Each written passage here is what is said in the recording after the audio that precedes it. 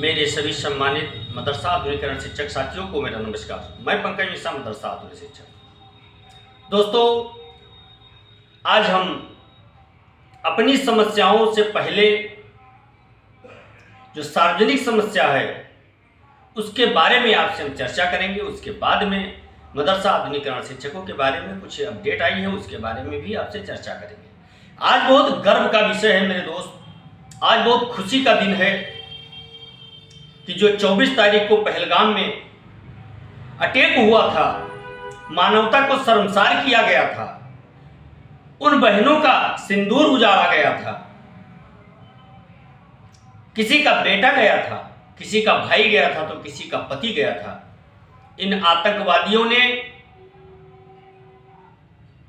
गिन गिन करके पहलगाम में जो हत्या की थी उसका बदला आज हमारे देश की सबसे ताकतवर सेना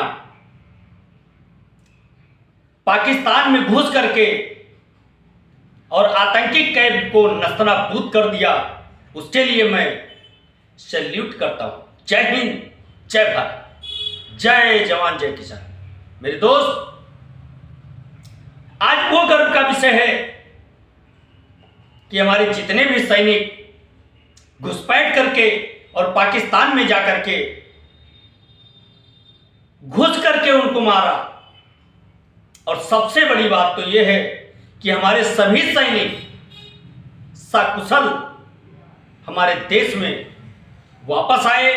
हमारे जितने फाइटर जेट थे वो वापस आए और 6 जगहों पर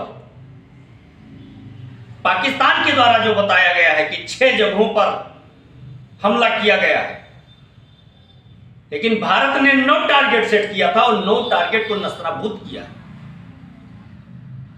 सैकड़ों आतंकियों के मरने की सूचना आई है। दोस्त, सबसे बड़ा जो हिंदुस्तान का दुश्मन था मसूद अजहर, जिसको आप लोग जानते हैं, कांधार की घटना जब उसने इंडियन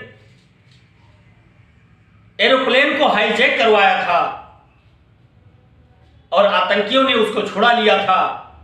आज उसके लिए सबसे बड़े दुख की बात है कि उसका सारा परिवार खत्म हो गया। उसने अपना स्टेटमेंट दिया है कि मेरे परिवार की जगह अगर मैं ही मर जाता तो अच्छा रहता, मेरा परिवार तो जिंदा होता।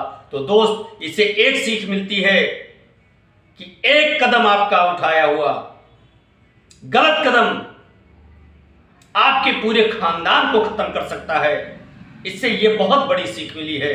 आज वो न घर का रह गया, न घाट का रह गया, और हर एक आतंकवादी गतिविधियों में उसकी संलिप्तता रहती थी। मेरे दोस्त,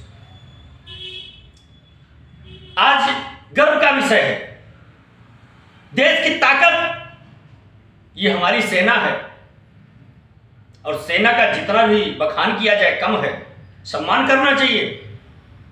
वो गधे लोग हैं जो सेना के ऊपर पत्थर फेंकते हैं, और ये भारत की ताकत पूरा विश्व देख रहा है। चीन को मालूम पड़ गया और चीन ने सुबह ही अपना स्टेटमेंट दे दिया कि आतंकवाद मानवता के लिए खतरा है, इसलिए मैं पाकिस्तान का साथ नहीं दे सकता। एक तुर्की है, तुर्की ने भी ऑफिशियल स्टेटमेंट जारी नहीं किया है। बाकी सारे लोग पाकिस्तान से टाटा बाय बाय कर रहे हैं। इसलिए मेरे दोस्त, गलत कामों का गलत नतीजा होता है, उसका परिणाम बहुत भयानक होता है। अब देखिए आगे होता है क्या, क्योंकि इच्छा शक्ति होनी चाहिए। हथियारों से ज्यादा दृढ़ संकल्प होना चाहिए, इच्छा शक्ति होना चाहिए, हौसला जोश होना चाहिए। मेरे दोस्त,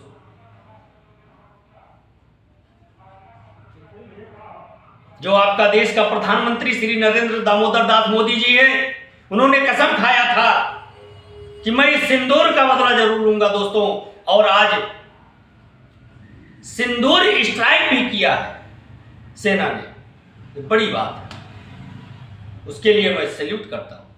और मेरे दोस्त, कमेंट बॉक्स में सेना के लिए जय हिंद जरूर लिखना। मेरे दोस्त, अब बात करते हैं मदरसा आधुनिकरण शिक्षकों को लेकर के। मदरसा आधुनिकरण शिक्षकों को लेकर के इस समय तमाम भ्रांतियां फैलाई जा रही हैं। एक नेता जी कई दिनों से गायब थे, अब आज फिर वो निकले हैं, और जब निकले हैं तो उनके मुख से वही निकला है कमाई का जरिया, कि कैसे कमाई किया जाए। उसके जुगाड़ वो लगा रहे थे। आपसे मैंने कल वाले और परसों वाले वीडियो में बताया था कि फिर एक नया शगुफा वो तैयार कर रहे होंगे, और नया शगुफा तैयार करके उसके बाद में आपके पास वो जरूर आएंगे, और आएंगे वीडियो संदेश के माध्यम से। अगर मुंह खोलेंगे तो केवल पैसे की ही बात करेंगे। उनको काफी छटपटाहट है, काफी तकलीफ है कि जितने आधुनिकीकरण शिक्षक थे वो जागरूक हो रहे हैं, हमारी दाल गल नहीं रही है। कुछ अपने लोग हैं जो इधर उधर की फर्जी संख्या देते रहते हैं कि 110 लोग कोर्ट में गए, 220 लोग कोर्ट में गए। बाकी ऐसा कुछ नहीं है मेरे दोस्त। जैसे जैसे स्कीम चलने की समय नजदीक आ रही है, वैसे वैसे इन लोगों का धैर्य जवाब देता जा रहा है। नए नए तरकीब ढूंढ रहे हैं, क्या किया जाए क्या ना किया जाए। और मेरे दोस्त, इतना तो क्लियर है कि उत्तर प्रदेश सरकार आधुनिकीकरण स्कीम को लेकर के काफी इस समय तैयारी में है, और आधुनिकीकरण स्कीम सरकार चलाएगी। लेकिन कुछ लोग भ्रांतियां पैदा करने का प्रयास कर रहे हैं। उन लोगों से बचें जो लोग भ्रांतियां पैदा करने का प्रयास कर रहे हैं, उन लोगों से बचें और अपने लक्ष्य की तरफ देखें। हमारा लक्ष्य है कि किस तरह से जो अस्थायी मान्यता वाले मदरसे हैं उनको किस तरह से अस्थायी से अस्थायी कराया जाए, जो मानक पूरा नहीं है उनका कैसे मानक पूरा कराया जाए, अल्पसंख्यक कल्याण अधिकारी से संपर्क किया जाए, मंत्रालय से संपर्क किया जाए और इस समस्या का समाधान कराया जाए। इस समय ये करने के बजाय कमाई का जरिया ढूंढने में लगे हुए हैं कुछ लोग। लेकिन आप परेशान ना हो, एकता की टीम संघर्ष के लिए जानी जाती है, और मंत्री जी से बात भी हुई है। अस्थायी वालों का भी समस्या का समाधान कराया जाएगा, उसके लिए बराबर प्रयासरत है एकता की टीम।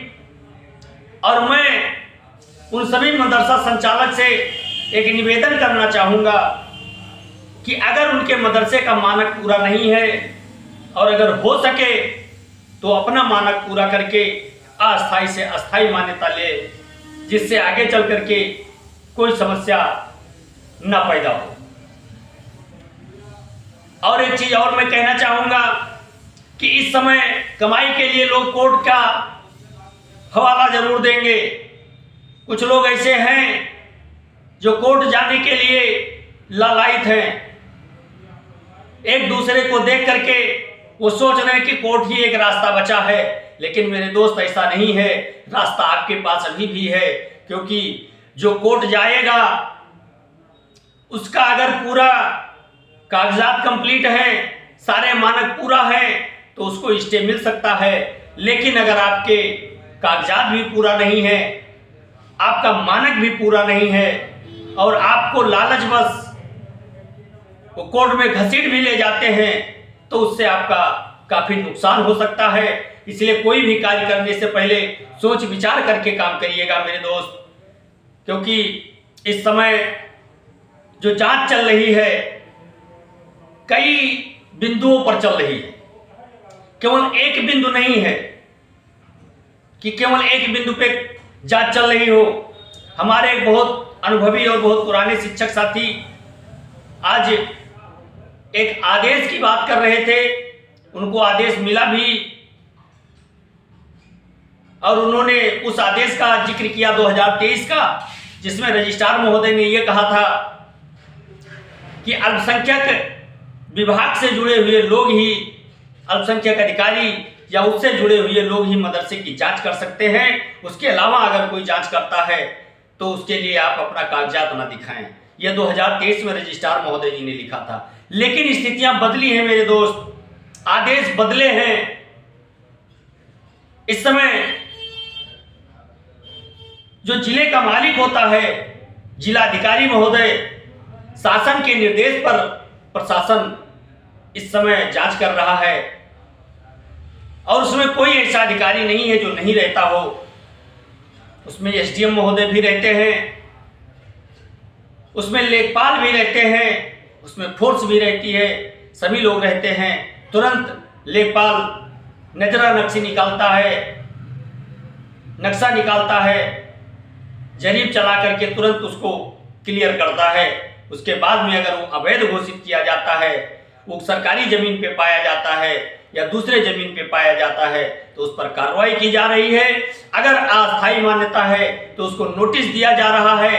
अगर अस्थायी मान्यता है, सारे मानक पूरा हो रहे हैं, तो उसको बिना छेड़छाड़ के उसको छोड़ दिया जाता है मेरे दोस्त। इसलिए आप लोग भ्रांतियों में ना पड़े, आप देखभाल करके एक स्वतंत्र फैसला लें। किसी के कहने से कोई फैसला न लें, किसी के बहकावे से कोई फैसला न लें, किसी के कहने से, किसी के उकसावे में आप ना आए और किसी ऐसे शब्द का प्रयोग ना करें जिससे पूरे समाज को परेशानी का सामना करना पड़े। और इस समय का माहौल है कुछ ज्यादा ही संवेदनशील है, इसलिए आप लोग जो कुछ भी बोलें बहुत सोच समझ करके बोलें। ऐसे शब्दों का प्रयोग ना करें जिससे किसी की भावनाओं को नुकसान हो या किसी की भावनाएं आहत हो। आप लोग सभी लोग एक साथ मिलजुल करके रहें और सभी लोगों से मेरा निवेदन है कि एक दूसरे के ऊपर छींटाकाशी करने से अच्छा है कि अपनी योजना के ऊपर ध्यान लगाएं, अपने बकाये को लेकर के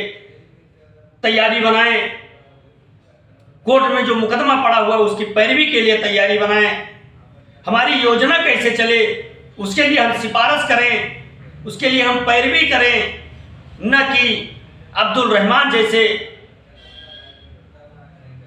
कुंठा मानसिकता के लोगों के बहकावे में आकर के चंदा दें। वो तो मुझे हर बार यही कहता है कि ये भारतीय जनता पार्टी का एजेंट है। मैं इस समय सोशल मीडिया के माध्यम से उनको उनके शब्दों में जवाब नहीं देना चाहता हूं। मेरे भाई ने उनके लिए सामत आ सकती है, इसलिए मैं नहीं चाहता कि कोई मेरे द्वारा परेशान किया जाए, इसलिए मैं उनके शब्दों में मैं जवाब नहीं देना चाहता। लेकिन उनसे मैं ये कहना चाहता हूं कि आज भारतीय जनता पार्टी की सरकार अगर केंद्र में ना होती तो आज जो 26-27 लोग पहलगाम हमले में मारे गए हैं उसका बदला नहीं ले पाती, क्योंकि अतीत में ऐसा हुआ है। हमारे सैनिकों के गला काट दिए गए थे और पैरों से उनका सर मारते हुए बॉर्डर के इस पार भेज दिया फुटबॉल खेलते हुए, और उस समय की तत्कालीन सरकार एक गोली नहीं चला पाई उसके जवाब में। इसलिए मेरे दोस्त, कोई भी बात बोले जांच परख कर सोच समझ करके बोले, नहीं तो आपका कभी नुकसान भी हो सकता है आपके शब्दों के द्वारा। इसलिए मेरे दोस्त, आईएसआई की भाषा ना बोले, जैसे मोहब्बत की भाषा ना बोले। आप देख रहे होंगे कि आज जैसे मोहम्मद का क्या हुआ, लश्कर तैयबा का क्या हुआ, आप देख सकते हैं।